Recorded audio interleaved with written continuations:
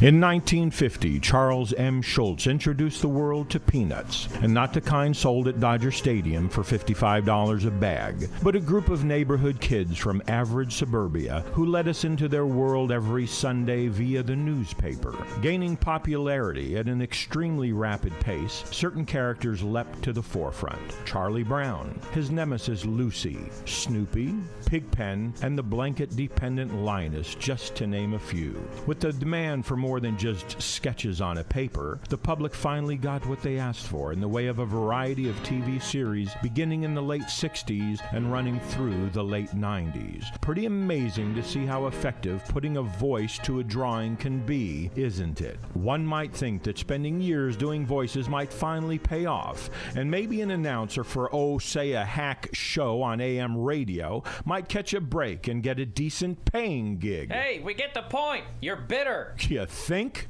Get on with it. After a long run on television, the Peanuts gang finally grew up, went off their separate ways, and each thriving on their own successes, everyone except Linus. His frustration with his lack of success compared to the others made him start to lose his mind. With the combination of his instability and still being dependent on his blanket, nobody took Linus seriously, and nobody would give him the time of day. Nobody, except the United States government. Linus enlisted in the Marines and was shipped off to boot camp. As he arrived at boot camp with blanket in hand, he was immediately berated by everyone who saw him.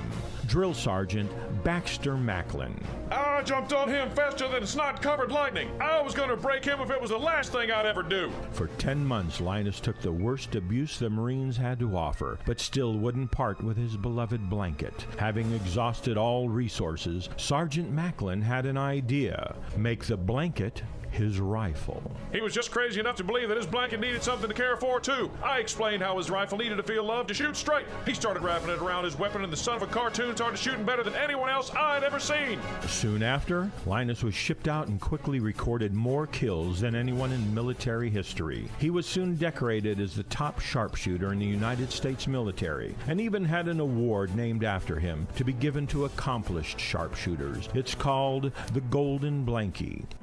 Today, Linus is working at the Pentagon as a military advisor to elite special forces and doing quite well. As for the rest of the Peanuts gang, Lucy went into politics and changed her name to Sarah Palin. Snoopy developed a training program and sold it to Cesar Millan.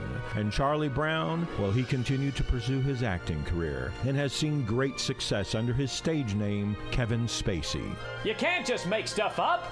Yes, I can. I'm the announcer. So nanny goats on you. This has been the Brandon Gibson Show's Where Are They Now? Join us next time when it could be you.